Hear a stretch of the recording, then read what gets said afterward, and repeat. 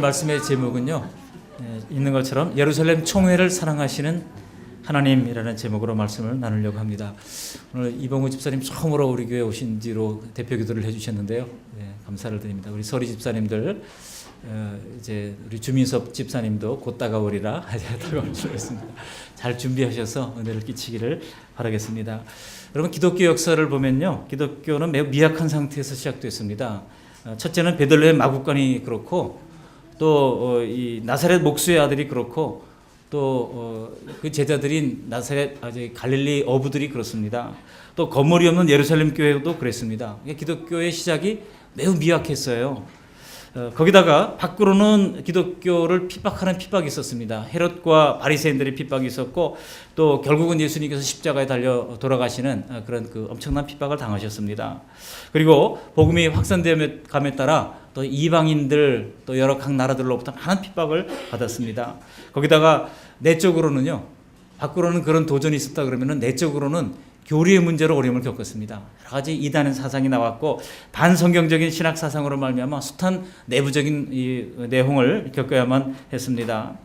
그렇다면은 기독교가 어떻게 그 안팎의 모든 도전과 어려움들을 잘 이겨나갔는가, 그것을 오늘 말씀을 통해서 한번 상기해 보고자 합니다. 그 모든 2000년 역사를 겪으면서 그 모든 어려운 순간들을 잘 이기고 오늘날 전 세계 역사의 중심에 우뚝 선 오늘날의 기독교로 성장할 수 있었는가 함께 상고할 수 있기를 바랍니다.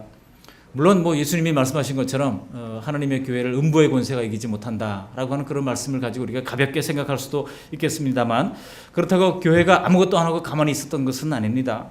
팔짱 끼고만 있었던 것은 아닙니다. 교회는 그러한 위기가 있을 때마다 과연 어떻게 그 위기를 극복했는가, 오늘 당시의 교회 연합체였던 예루살렘 교회 그 총회 결의들을 통해서 이단들을 분별하면서 거룩성을 지켜왔던 것입니다. 그 대표적인 공의회 중에 하나가 AD 325년에 있었던 이제 니케아 종교회의입니다. 우리가 니케아라고 하는 영어 발음으로는 나이신 크리드라고 얘기하거든요. 그 니케아 지역은 오늘날 터키가 이제 유럽의 터키 지역이 있고 아시아의 터키 지역이 있지 않습니까? 터키의 수도가 어디죠? 터키의 수도? 이스탄불인데, 이스탄불이 다리 하나 건너면은 유럽이고 하나 건너면 아시아잖아요. 그런데 그 아시아 쪽 이스탄불에서 남쪽으로 한 50km 정도 가면은 거기에 이즈니크라고 하는 도시가 있습니다. 작은 도시예요. 근데 그 이즈니크가 바로 소위 나이신, 니케아라고 하는 옛날 고대 지명으로는 니케아고 오늘날은 이즈니크입니다. 거기에 로마 황제가 교부들을 전부 다 모읍니다.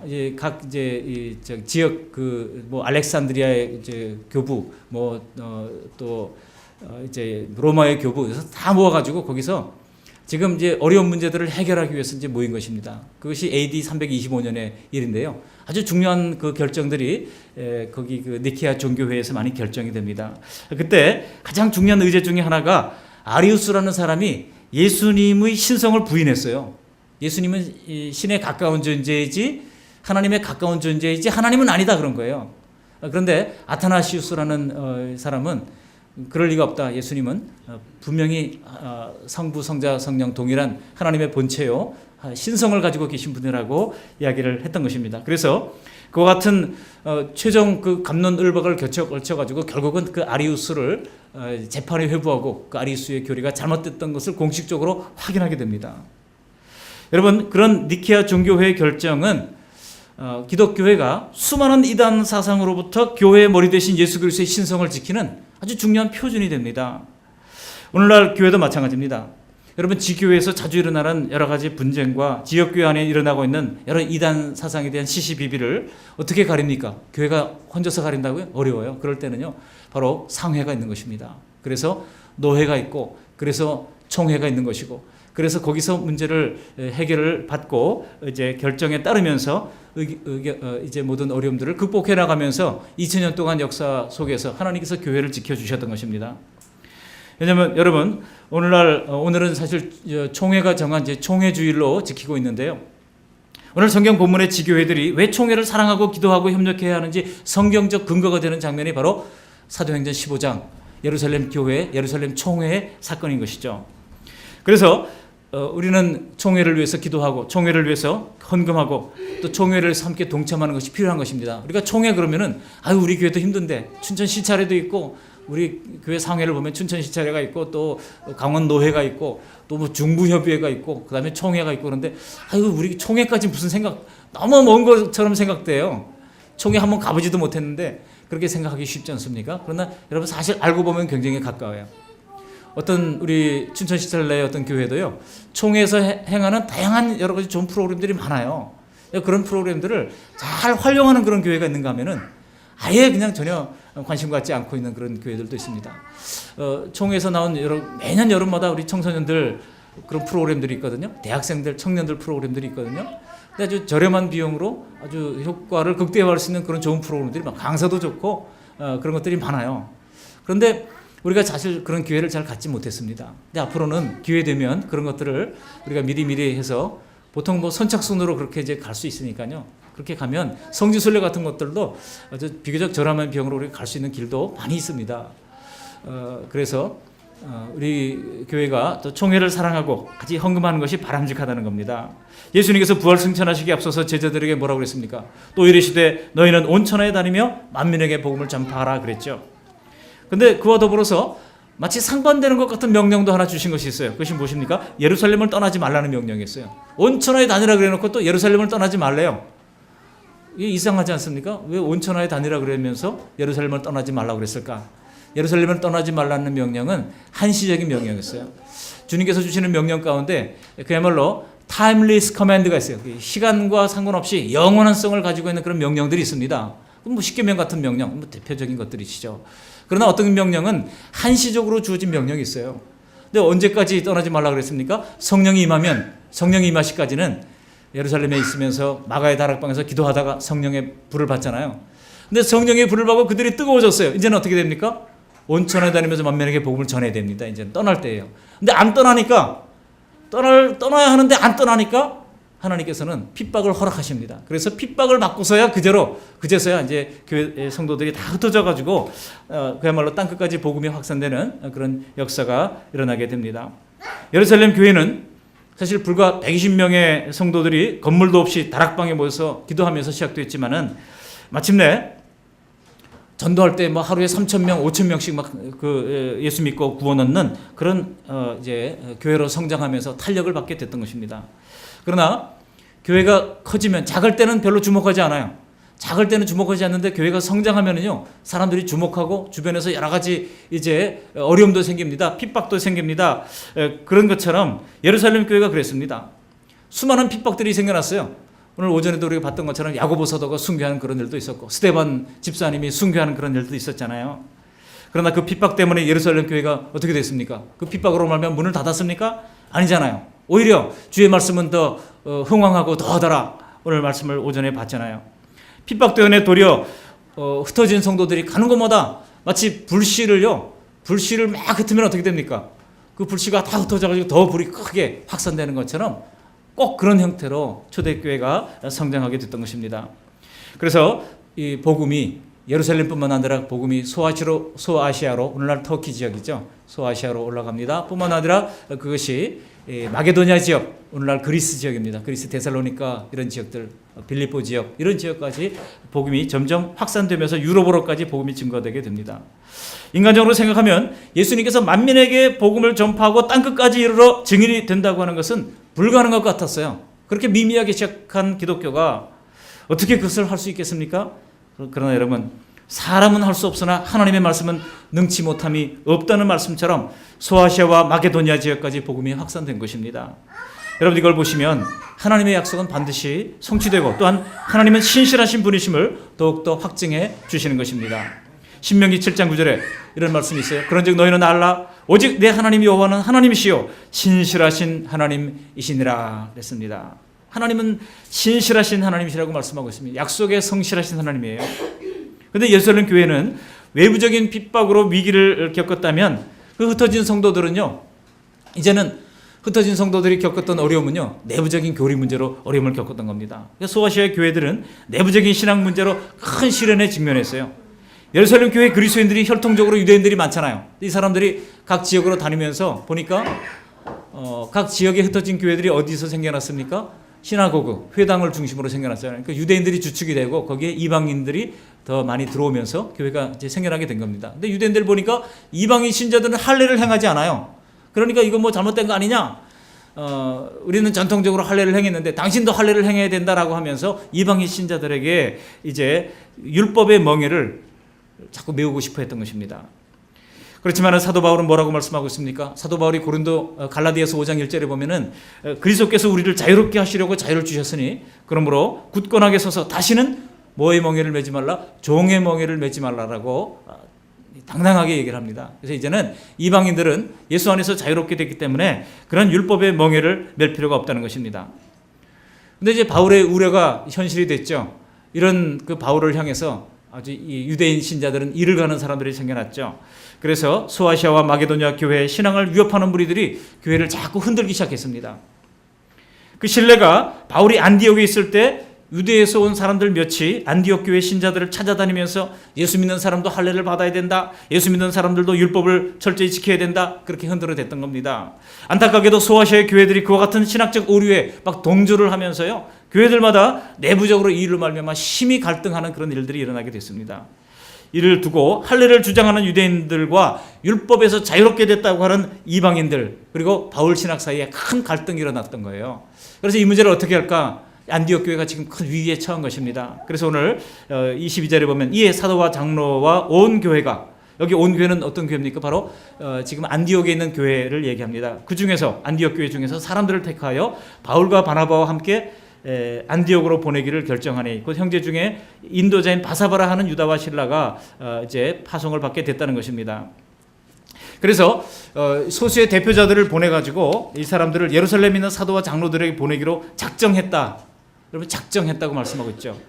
여러분 여기서 그 큰 다툼이 일어났다고 그러는데 이 다툼은요 집단 의견 충돌을 의미합니다. 또 변론이라고 하는 것은 이것은 아주 심각한 내적 갈등과 분쟁을 의미하는 단어입니다.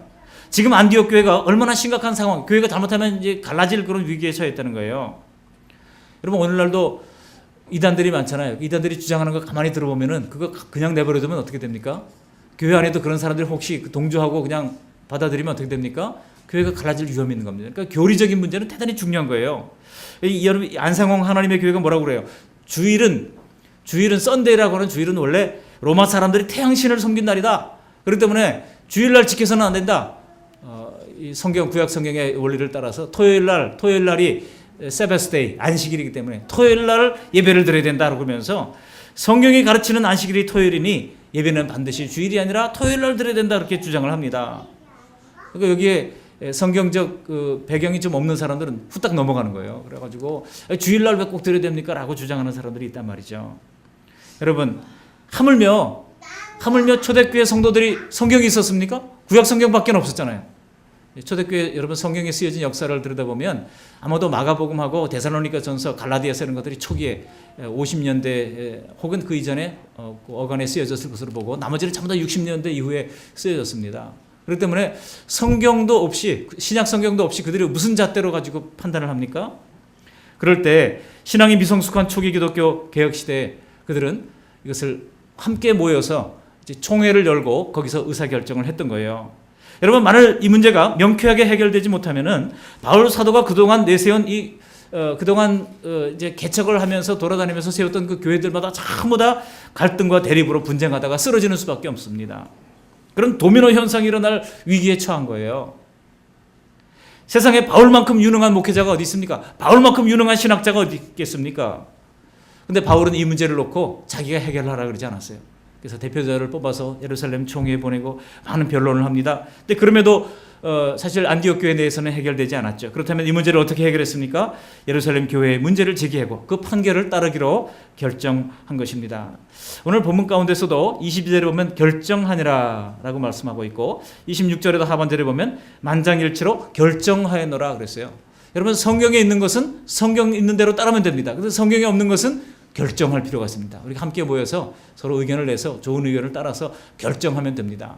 이건 일반 은총을 따라서 하나님께서 우리에게 주신 지혜로 좋은 것들을 잘 결정하면 되는 것입니다. 공동의회가 바로 그것입니다. 총회를 따라가지고 여러분들이 좋은 의견을 내면 그것이 성경에 배치되지 않고 그렇다면 우리가 그것을 잘 따라서 결정하면 되는 것입니다.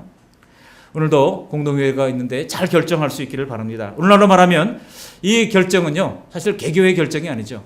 안디옥 교회가 파송을 해가지고 예루살렘 교회로 보내서 거기서 결정했으니 총회에 해당하는 예루살렘 교회에서 그들이 결정을 했던 것입니다.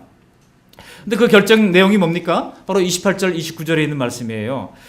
교회는 할례를 받을 필요가 없고 유대인들이 아주 금하고 있는 4가지 사항만 잘 지키면 되겠다, 이런 결정을 한 거예요. 우리 28절, 29절 말씀 함께 읽어보시겠습니다. 성령과 우리는 이 요긴한 것들 외에는 아무 짐도 너희에게 지우지 아니하는 것이 옳은 줄 알았노니 우상의 제물과 피와 목매어 죽인 것과 음행을 멀리할지니라. 이에 스스로 삼가하면 잘 되리라. 평안함을 원하노라 하였더라. 이런 의사결정을 딱 내린 겁니다. 그 결과 어떻게 됐습니까? 분쟁이 일어났던 교회들이 예루살렘 총회가 결정한 내용에 승복했습니다. 그리고 더 이상 논쟁하지 않고 문제가 잘 수습됐습니다. 그리고 교회들은 다시 평온을 되찾고 다시 힘있게 앞으로 전진할 수가 있었던 것입니다. 후일의 사도 바울은 예루살렘 교회 성도들이 핍박과 흉년을 당해서 어렵다는 얘기를 듣고 또 지교회를 쭉 다니면서 지금 우리의 모교회 같은 예루살렘 교회가 어렵대요. 여러분 함께 힘을 합합시다.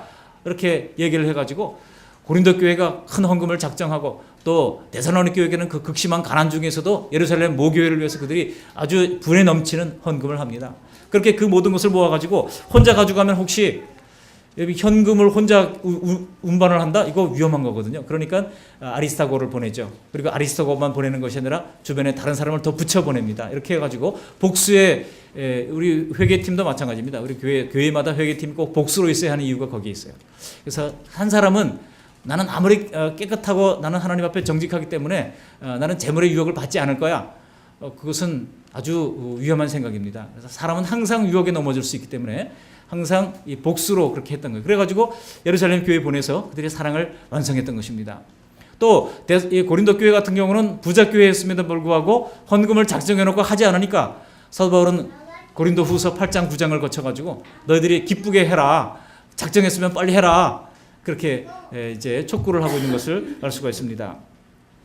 오늘날 성경에서 만일 분쟁하던 이방 교회들이 예루살렘 총회 결정을 따르지 않았다 그러면은 오늘날 기독교는 존재하기가 어려웠을 것입니다.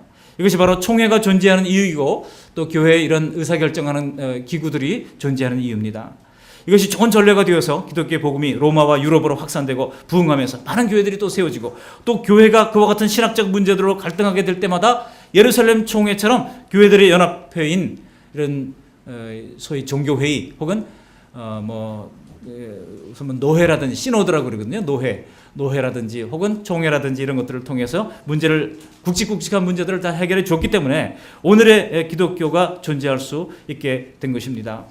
사도행전 15장은 이처럼 예수 그리스도를 구주로 믿는 각 사람들이 모인 신앙 공동체 교회 안에서 일어나는 문제를 해결하기 위해서 이제 만들어진 것입니다. 교회도 마찬가지잖아요. 당회가 만들어지고 또 이제 재직회가 있고 이제 총회격의 교인 총회에 해당하는 공동회가 있고 또 공동회록은 우리 당회록은요. 이제 노회에서 또 당회록이 제대로 지금 진행되고 있는가를 또 검사하는 그런 부서가 있습니다. 그래서 당회록 검사부라는 것이 있어요. 이것은 법적인 효력을 가지고 있기 때문에 그것들을 잘 지도를 받게 되는 것입니다. 오늘 우리 교회가 공동회가 오늘 있는 날이지만은 또한 우리 총회를 위해서 기도하는 주일이기도 합니다. 왜 우리 교회가 총회를 위해서 기도하고 헌금해야 하는가? 하나님께서 인간에게 가정을 선물로 주시지 않았다면 인류가 번성하지 않았을 거예요. 또한 우리에게 교회를 세워주지 않았다면 복음의 확산은 고사하고 수많은 이단 사상들 때문에 믿음을 유지하는 것조차가 힘들었을 것입니다. 여러분 가정들이 모여가지고 사회를 이루고 국가를 이루고 또 국가는 그 가정과 사회를 잘 돌보아야 할 책임이 있는 것처럼 교회도 마찬가지입니다. 교회가 이 총회를 세우고 그 총회를 같이 힘을 다하여 헌금하고 협력할 때에 그 총회는 또 각 지교회를 돌아보면서 지교회를 위한 여러 가지 정책들을 세워서 돕게 되는 것입니다. 농어촌 미자립 교회들의 부흥을 위해서 또 신학교를 육성하고 잘못된 신학 사상과 이단으로부터 한국 교회를 지키는 일을 위하여 보호하는 일들, 또 민족 복음화와 통일을 대비하여 이제 사명을 감당하는 일들, 또 해외 선교를 전력적으로 효과적으로 전개하기 위해서 전국 교회들이 이렇게 힘을 모을 필요가 있는 것입니다. 지금 우리 총회 세계선교회 GMS라고 불리죠. 이 GMS는요, 지금 현재 1331가정 2416명의 선교사님들이 약 100여 개 국가에서 지금 나가서 열심히 복음을 잘 증거하고 있습니다. 이렇게 총회가 이런 그 선교 사역을 지원하고 돕고 있기 때문에 선교의 집중화, 또 선교의 활성화, 그리고 전 교회 선교 동력화가 일어나고 있는 거예요. 지금 우리 총회 산하 13,000교회 가운데요, 지금 이 선교 후원을 하고 있는 그런 교회들이 불과 17%밖에 되지 않아요. 그래서 지금 이제 GMS에서도 안간힘을 쓰고 있습니다. 어떻게든지 더 많은 교회들이 선교 사역에 동참할 수 있도록 그렇게 하려고 애를 쓰고 있습니다. 그런가 하면 기독신문을 만들어가지고 또 한국 교회가 교단마다 이런 그 자체 발간하는 신문이 있습니다만 가장 많은 발행 부수를 발행하고 있는 것이 우리 총회가 발간하고 있는 기독신문입니다. 그래서 정말 이 기독교 문화 발전을 위해서 애를 쓰고 있습니다. 또 뿐만 아니라 뭐 사회복지재단도 있고요. 또 그런 교육기관들, 어린이 유치원 이런 것들도 있고, 또 응급재단을 통해서 은퇴하신 목사님들을 돕는 일들도 감당하고 있는 가운데 있습니다. 말씀을 정리합니다. 오늘 우리는 사도행전 15장을 통해서 왜 교회에 이런 조직이 필요한가, 그리고 총회가 왜 필요한가 하는 말씀을 드렸습니다. 오늘 말씀을 잘 들으시고 우리가 성경에 있는 것은 성경에 있는 것을 준용하면 되고, 성경에 없는 것은 우리가 잘 의논을 해가지고 성경에 준하여 성경에 반하지 않는 의사결정을 하면 그대로 따르면 되는 것입니다. 이를 통해서 교회가 더욱더 힘있게 내일을 향해서 발전해 나가는 우리 그 말씀 교회가 되고, 또 우리 이제 춘천시찰회 강원노회가 되고, 그리고 우리 교단 초계가 될 수 있도록 기도해 주시기를 주님의 이름으로 부탁드립니다. 아멘. 고마우신 하나님 아버지, 시편 122편 6절에 예루살렘을 위하여 평안을 구하라, 예루살렘을 사랑하는 자는 형통하리로다 하였습니다. 하나님의 교회를 사랑하고 또 총회를 사랑하는 주의 백성들이 모여서 우리가 왜 헌금하고 왜 관심을 가지고 왜 기도해야 하는지를 가르쳐 주신 것을 고맙고 감사를 드립니다. 하나님, 총대로 뽑히는 분들이 하나님 사심없이 총회를 사랑하는 마음으로 잘 섬길 수 있도록 은혜를 베풀어 주시옵시고, 총회 임원들과 일꾼들이 하나님 기쁨으로 지교회를 사랑하며 생각하면서 헌신하도록 하나님 은혜를 베풀어 주시어서 하나님의 교단총회가 악한 사단의 마귀의 틈 속에 흔들리지 아니하고 견고히 서서 복음 진리를 계속해서 파수할 수 있는 총회가 될 수 있도록 도와주시고, 그 가운데 지교회가 더욱더 든든하게 성장할 수 있도록 은혜 위에 은혜를 덧입혀 주시옵소서. 또 절차를 따라 오늘 계속해서 공동회의를 진행합니다. 성령께서 함께 하시고 우리에게 큰 기쁨의 시간 될 수 있도록 인도해 주시옵소서. 예수님 거룩하신 이름으로 감사하며 기도드리옵나이다. 아멘.